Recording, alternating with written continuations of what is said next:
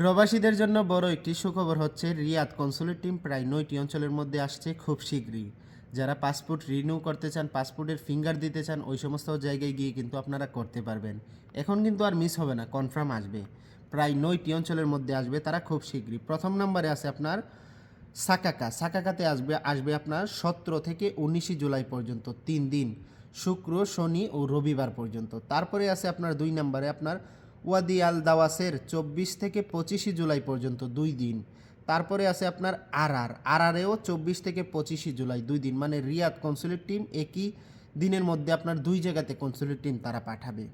তারপরে আছে আপনার হাফরাল বাতেনে আসবে আপনার 31 জুলাই থেকে 1 আগস্ট 2 দিন থাকবে তারা।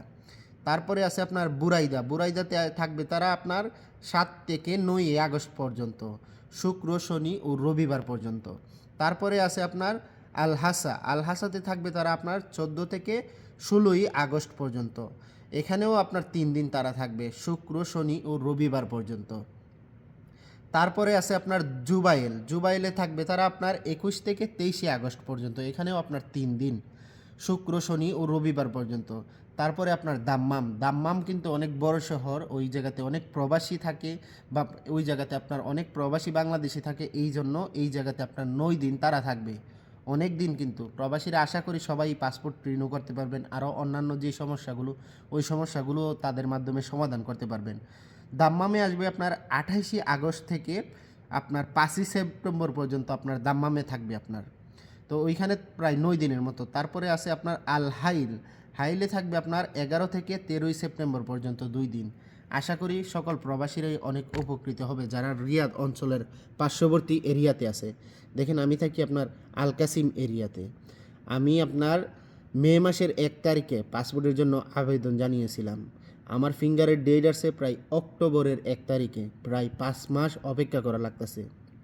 তারপরে আবার ভোগান্তি, আমার এখানে তো আর পাসপোর্টে ফিঙ্গার দেওয়ার কোনো সিস্টেম নাই, যাওয়া লাগবে কোন জায়গাতে, রিয়াদে যাওয়া লাগবে, রিয়াদ এম্বাসিতে। তো আমার এখান থেকে আপনার রিয়াদে যাওয়া আসা আপনার প্রায় ট্যাক্সি ভাড়াই আছে প্রায় 500 রিয়ালের মতো। আর ভোগান্তি তো আপনার আছেই, সবচেয়ে বেশি ভোগান্তি হচ্ছে আপনার ফিঙ্গারের ডেট পাওয়া। এটা হচ্ছে সবচেয়ে বড় ভোগান্তি। ফিঙ্গারের ডেট পাওয়ার পরও যারা আপনার দূরে থাকে, যেমন আমি থাকি আল কাসিম বুরাইদার কাছে, ওই জায়গা থেকে যাওয়া লাগবে আপনার রিয়াদে, আসা যাওয়ার তো আরও ভোগান্তি। তো যদি আপনার রিয়াদ কনসুলেট টিম ওই সমস্ত জায়গাগুলোতে আসে, যেই 9টি অঞ্চলের কথা উল্লেখ করছে, ওই অঞ্চলগুলোতে যদি আসে, যারা আপনার পাসপোর্ট রিনিউ করতে চায়, আরও বিভিন্ন সমস্যাগুলো যাদের আছে, তারা কিন্তু ওই সমস্যাগুলো খুব সহজে সমাধান করতে পারবে। আশা করি তারা খুব শীঘ্রই আসবে। আর দেখা যাক, আমরাও চেষ্টা করব ফিঙ্গার দেওয়ার জন্য। এইটা যদি এখান থেকে দিয়ে দিতে পারি, আমাদের জন্য অনেক উপকার হবে।